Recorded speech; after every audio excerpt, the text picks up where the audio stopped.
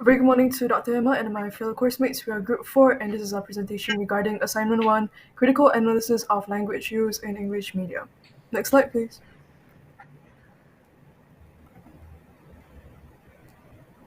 So these are our group members. We have myself, Sharice, Mary, Saneha, Gina, and Shah. I'll now pass my time to Gina. Thank you. Okay, so first and foremost, welcome to our exploration of linguistics, where morphemes take the fundamental units of meaning in our research. So bound morphemes need attachment to form meaningful words, while free morphemes stand alone. There are two types of bound morphemes, which is inflectional morphemes, which includes grammatical features like plurality or tense, and derivational morphemes change a word's meaning or category.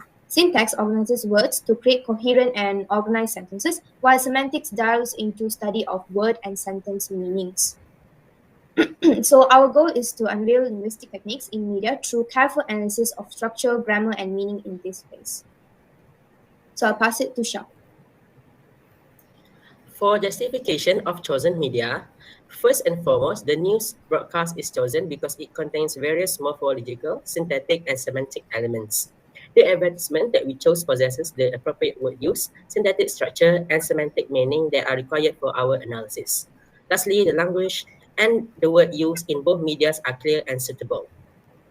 I'll pass to the next presenter. Okay, thank you, Shah.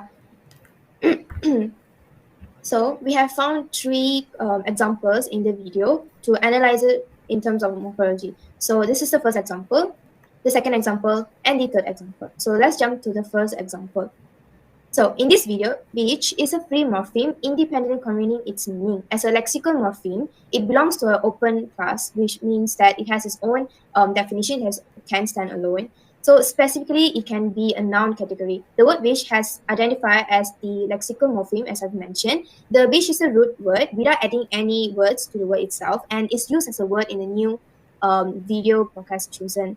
So let's jump to the second ones.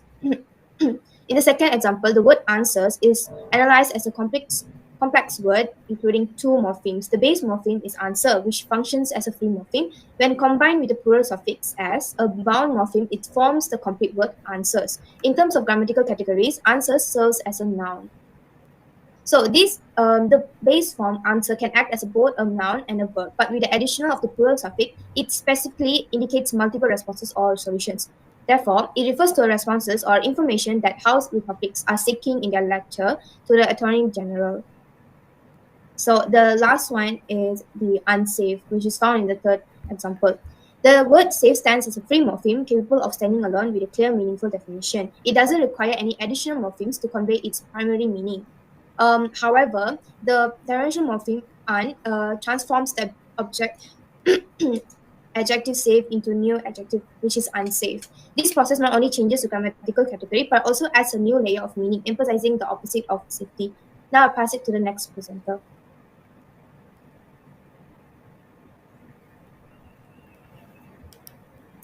I'll be presenting on syntax. The sentence chosen for syntax analysis is Russia strikes Zelensky's hometown, timestamp 9:38 to 10:50.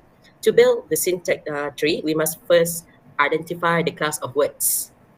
The word Russia is a noun, strike is a verb, Zelensky's is a possessive pronoun, but it can be classified as a determiner. And lastly, the word hometown is a noun. Start from the right. When the determiner, Zelensky's, is combined with the noun hometown, it becomes a noun phrase, NP. The verb phrase VP is created when a noun phrase NP meets a verb, which is the word strikes. The word Russia is a noun, so it is a noun phrase, NP. To make a sentence, the noun phrase NP and the verb phrase VP are combined. Thank you. Now I will pass to the next presenter. All right, so this is an example for semantic, timestamp 1717 to 1749. The sentence is gunman shot by police after firing outside Memphis School. Next slide, please. Semantically, the linguistic meaning of the sentence indicates the presence of an armed individual, yet socially it suggests a broader cultural background. The sentence encompasses both the denotative and quantitative meanings. Denotatively, the text presents factual information, however, connotatively, it suggests peril, commonly linked to danger, anxiety, and uneasiness. Next slide, please. In terms of lexical semantics, the words in the sentence can be considered marked or unmarked. In the sentence, the word gunman shot by after outside Memphis and school are unmarked as they are common. The only word that is unmarked is firing, as it is uncommon. The reason why it's unmarked in this context is that it is less common in everyday language compared to shooting.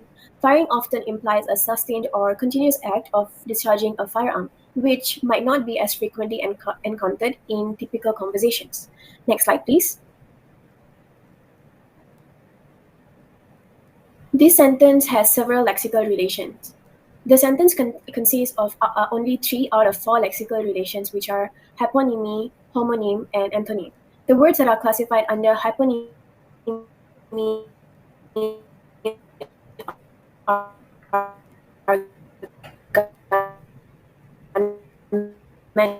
and police and school. In general, homonyms are shot and firing.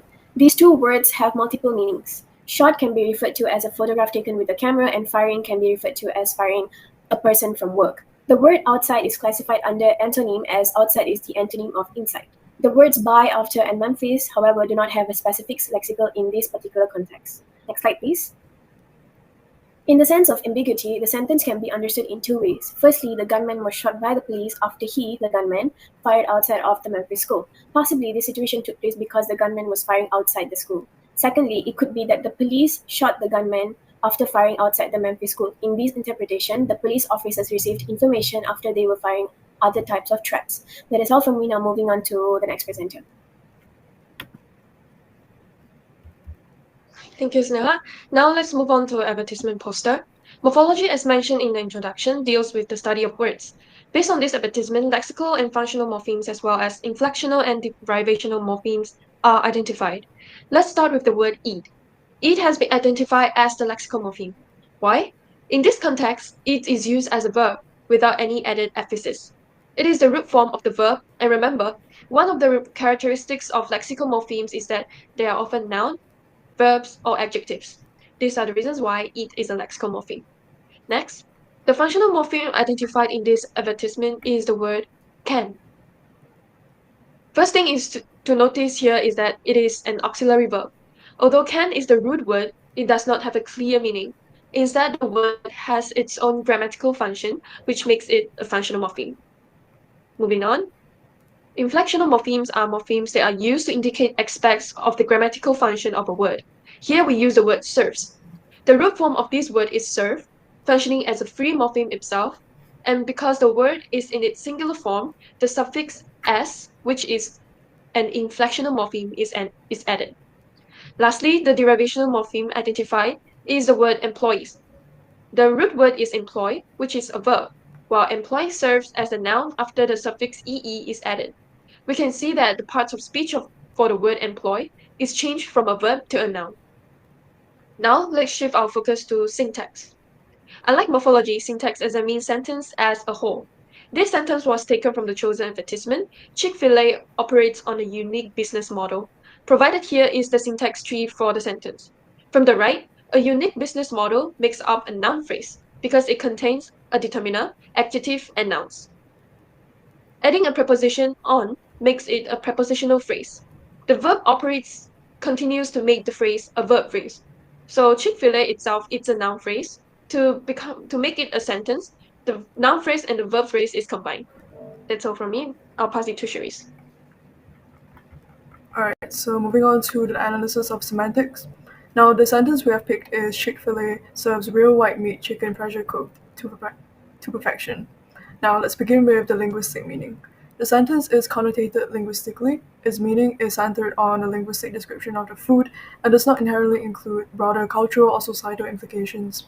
Its denotative meaning, on the other hand, conveys that Chick-fil-A offers genuine white meat chicken that has been pressure cooked. This is a factual statement about the type of food served by the restaurant.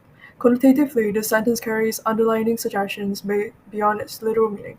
So it could imply that its quality, fresh, and perhaps superior compared to the other similar products.